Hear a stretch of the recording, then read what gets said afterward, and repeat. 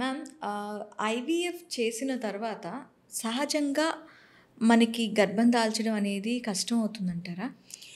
IVF అనేది మనకి కొన్ని కారణాల వల్ల చేస్తాం. లైక్ ట్యూబ్స్ బ్లాక్ ఉండడమో, లేకపోతే ఎగ్ కౌంట్ తక్కువ ఉండడం వల్లనో, లేకపోతే అంతకుముందు ఏదైనా మల్టిపుల్ ట్రీట్మెంట్స్ తీసుకొని ఫెయిల్ అవ్వడం వల్లనో.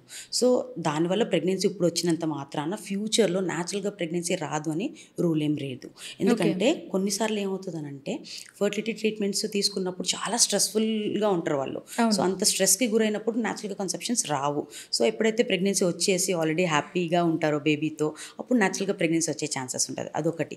నెక్స్ట్ ఇంకొకటి, కొంతమందికి ఏమవుతుందంటే ఐవీఎఫ్ ఫెయిల్ అయ్యి ఉండొచ్చు, ఫస్ట్ ఆర్ సెకండ్ ఐవీఎఫ్ సైకిల్స్లో ఫెయిల్ అయినా కూడా ఇంకా ప్రెగ్నెన్సీ వద్దులే అని వదిలేసుకుంటారనమాట. So they don't have that intention of pregnancy రావాలి అన్న స్ట్రెస్ లేదు. సో అన్నీ వదిలేసుకున్న తర్వాత న్యాచురల్గా కూడా ప్రెగ్నెన్సీ వచ్చిన వాళ్ళు మేము చూస్తాం అనమాట. ఓకే, అంటే ఐవీఎఫ్ తర్వాత కూడా ప్రెగ్నెన్సీ వస్తుంది? ఐవీఎఫ్కి న్యాచురల్ ప్రెగ్నెన్సీకి ఏం లింక్ లేదు. But yes, there are certain reasons మనము ఐవీఎఫ్ ఎందుకు తీసుకుంటాం అనే దాన్ని బట్టి ఉంటుంది.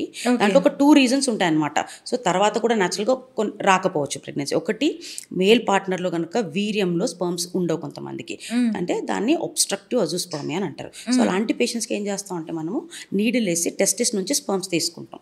సో అప్పుడు ఐవీఎఫ్లో ప్రెగ్నెన్సీ వస్తుంది. బట్ న్యాచురల్గా బికాజ్ వీర్యంలో స్పర్మ్స్ రావు because of the blockage. So అలాంటి కండిషన్స్లో ఫ్యూచర్లో కూడా న్యాచురల్గా ప్రెగ్నెన్సీ వచ్చే ఛాన్సెస్ ఉండవు. టెస్టిస్లో ఉంటుంది కానీ ప్రొడక్షన్ ఉంటుంది, బట్ బయట అవుట్ఫ్లో ట్రాక్లో ఎక్కడో బ్లాక్ ఉండడం వల్ల ఇజాకులేట్లోకి స్పర్మ్స్ రావు. అందుకని న్యాచురల్గా ప్రెగ్నెన్సీ వచ్చే ఛాన్సెస్ ఉండదు, లేకపోతే ఐయుఏ ద్వారా ప్రెగ్నెన్సీ వచ్చే ఛాన్సెస్ ఉండదు. బట్ వాళ్ళకి మళ్ళీ రిపీట్ ఐవీఎఫ్ చేస్తే ప్రెగ్నెన్సీ వస్తుంది. అలాంటి కొన్ని కండిషన్స్ మాత్రమే, వేర్ ఇనీషియల్గా ఐవీఎఫ్ చేసినా మళ్ళీ సెకండ్ చైల్డ్కి కూడా ఐవీఎఫ్ కావాల్సింది ఇలాంటి ఒక కండిషన్.